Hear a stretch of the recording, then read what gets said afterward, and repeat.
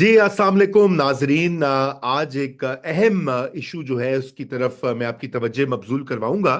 पाकिस्तान में हर वक्त हमारे समेत हमारा फोकस जो होता है वो होता है कि आज कौन सा लीडर जो है वो जेल में है, कौन सा बाहर है, किसको अंदर होना चाहिए, किसको क्या होना चाहिए। इलेक्शन इलेक्शन और फिर वो हो भी जाते हैं तो आपके सामने होता है कि कुछ होता नहीं है। जो बड़े बड़े इश्यूज हैं पाकिस्तान के, पाकिस्तान की इंतज़ामिया, पाकिस्तान की सिविल सर्विस, पाकिस्तान की डूबती हुई मईशत, पाकिस्तान की और माहौलियाती तब्दीली और दीगर मसाइल, उनका जिक्र नहीं हम करते। और जिक्र हम इसलिए नहीं करते कि वो हमारा जो पूरा नैरेटिव है, कौमी डिस्कोर्स जो है या जो बातचीत और गुफ्तगू का जो अंदाज है, वो सारा बहुत ही ऊपर 36,000 मील ऊपर होता है। जबकि पाकिस्तान इस वक्त दुनिया का पांचवा बड़ा मुल्क है आबादी के एतबार से। और ये ऐसा पांचवा बड़ा मुल्क है कि यहाँ पे मकामी हुकूमतें भी नहीं कायम हुई। कोई भी जो प्रोविंस है, और प्रोविंशियल गवर्नमेंट जो है वो सीरियस ही नहीं है कि इख्तियारात और अपने वसाइल जो है वो मुंतकिल करे लोकल लेवल के ऊपर। और उसकी एक वजह यह भी है कि चार सूबे हैं और कुछ फेडरल टेरिटरीज हैं। जैसे आप जानते हैं, गिलगित बल्तिस्तान है, इस्लामाबाद का एक छोटा सा हिस्सा है, आज़ाद जम्मू एंड कश्मीर है। अच्छा, ये अब राजधानियां बन गई हुई हैं। और यही वजह है कि अब देखिए कि सूबा पंजाब है। सूबा पंजाब अगर आबादी के एतबार से देखें तो ये दुनिया में 11वां बड़ा मुल्क बन सकता है आबादी के एतबार से। यानी कि जो हाल हो गया हुआ है, 10-11 करोड़ की आबादी कम से कम है सूबा पंजाब की। और इतना बड़ा सूबा वो मैनेज हो रहा है लाहौर से। और जो बैठा है डेरा गाजी खान में, मेलसी में, तौनसा में, लिया में, या शुमाली पंजाब में, उसकी एक्सेस कहाँ तक है? लोकल गवर्नमेंट साहब बनाते नहीं है। अच्छा, इसी तरह आप देख लीजिए सिंध है, आप देख लीजिए जो है बलूचिस्तान है, कितनी बड़ी रकबे के एतबार से। और फिर खैबर पख्तूनख्वा देखिए। खैबर पख्तूनख्वा में आप देखें कि कितना बड़ा वो सूबा बन चुका है। उसमें बड़ी देर से एक बातचीत होती रही, पख्तून आइडेंटिटी वर्सेस हज़ारा आइडेंटिटी। और इसके ऊपर बहुत ज़्यादा जो है वो गुफ्तगू और डिबेट भी होती रही। मगर देखिए, मैं यहाँ पे अर्ज ये करना चाहता हूँ कि ये पाकिस्तान में अब ये वक्त आ गया कि हम ये सोचें इस बात को कि क्या ये सूबे मैनेजेबल हैं? क्या इतना बड़ा पंजाब, खैबर पख्तूनख्वा, बलूचिस्तान, सिंध, वो मैनेजेबल हैं? मैं जाती तौर पे लिसानियत की बुनियाद के ऊपर सिर्फ नहीं समझता कि सूबे होने चाहिए। अब आप देखिए, हमारे पड़ोस में, हमारा पड़ोसी मुल्क है, हमसाया मुल्क है ईरान। ईरान में शायद आपको नहीं मालूम होगा कुछ लोगों को कि कितनी प्रोविंसेस हैं। 31। आप देख लीजिए, मलेशिया देख लीजिए, हमसे कहीं छोटी आबादी है, उसमें भी बहुत से सूबे हैं।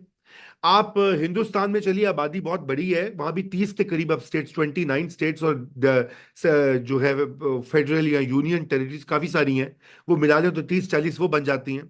अब मैं जहाँ ज्यादातर अब रहता हूँ, आधा साल मुल्क से बाहर अमेरिका में होता हूँ, वहां पे 50 रियासतें हैं, यानी कि स्टेट्स हैं। और अमेरिका की आबादी जो है पाकिस्तान की, अमेरिका की आबादी आगे पीछे ही है। 330 मिलियन वहां पे है, 250 मिलियन पाकिस्तान की हो चुकी है, क्रॉस कर गई होगी, क्योंकि ढेर से तेजी से आबादी बढ़ रही है। तो ये वक्त आ गया है इस डिबेट को पाकिस्तान में परवान चढ़ाने के लिए।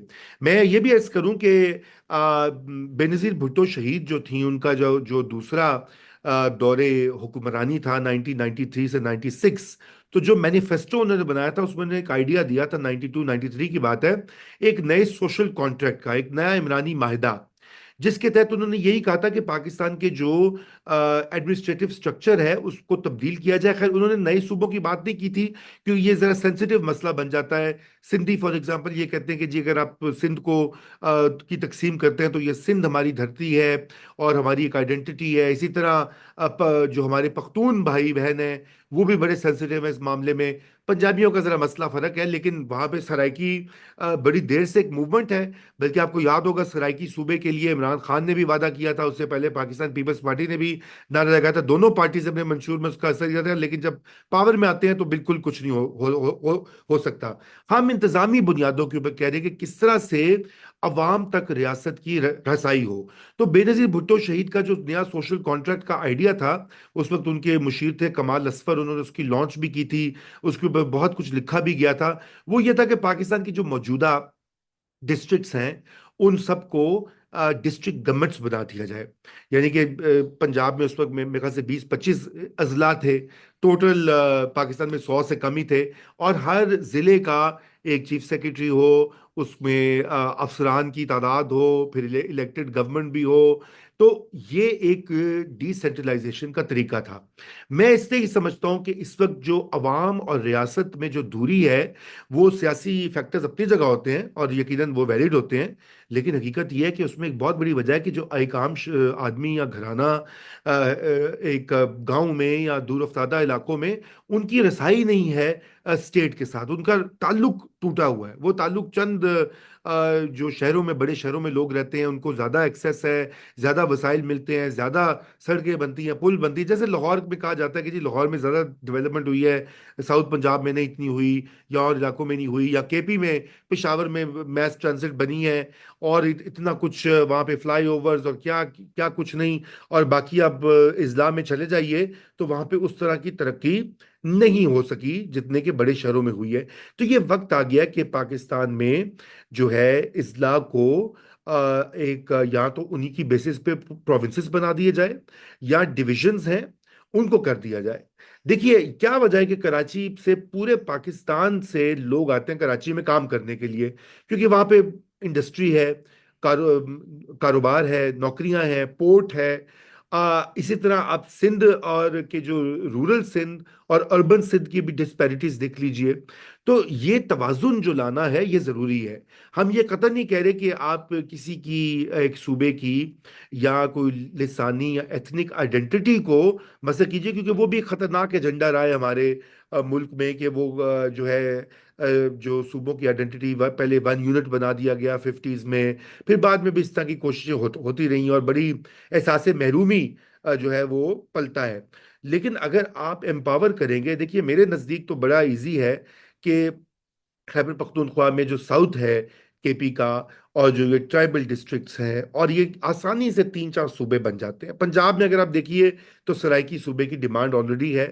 ادھر پوٹوار کا جو علاقہ ہے پورا، وہاں پہ بھی ان کی ایک ڈیمانڈ رہی ہے، اور پھر سینٹرل پنجاب ہے. اسی طرح آپ دیکھ لیجئے بلوچستان میں تو بہت سارے صوبے بن سکتے ہیں.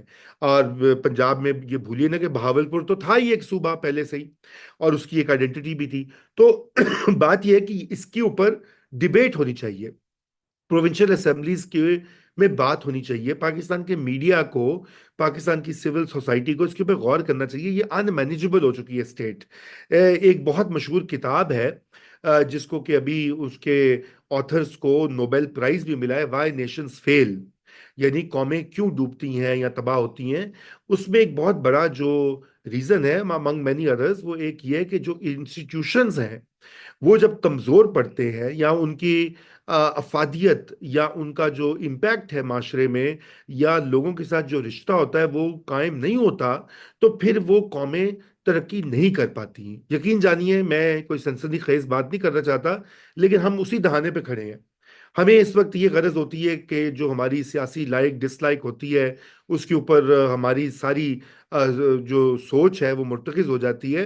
حقیقت یہ ہے کہ ہمیں یہ سوچنا ہے کہ پاکستان کے انتظامی ڈھانچے کو کیسے بہتر بنایا جائے، پاکستان میں ڈی سینٹرلائزیشن کو کیسے فروغ دیا جائے، انتقال اقتدار جو ہے اور اختیار اور وسائل وہ کیسے عوام تک منتقل ہوں. وہ تب تک نہیں ہوں گے جب تک ہم نئے صوبوں کا نہیں سوچیں گے، جب تک ہم مقامی حکومتوں کا نہیں سوچیں گے، جب تک یہ راجدھانیاں جو بنی ہوئی ہیں کہ جی پشاور میں سارا کنٹرول ہے، لاہور میں سارا کنٹرول ہے، وہ جب تک آپ اس کو چیلنج نہیں کریں گے، اس کو ایک نئی شکل نہیں دیں گے، تو ہم ایک نیا پاکستان اور ایک نئی مملکت نہیں تشکیل کر سکتے. اور یہی وجہ ہے کہ اس کو سوچے بغیر جو تمام باقی اصلاحات کی بات ہوتی ہے وہ فروئی رہے گی. تو میرے خیال سے اس کے اوپر گفتگو کا آغاز ہم کر رہے ہیں، اور ہماری کوشش یہ ہوگی کہ ہم آگے بڑھ کر اس کے اوپر مزید جو ماہرین ہیں، جو اس کے حق میں بھی ہیں، اس کے خلاف بھی ہیں، ان کی رائے آپ کے سامنے پیش کریں.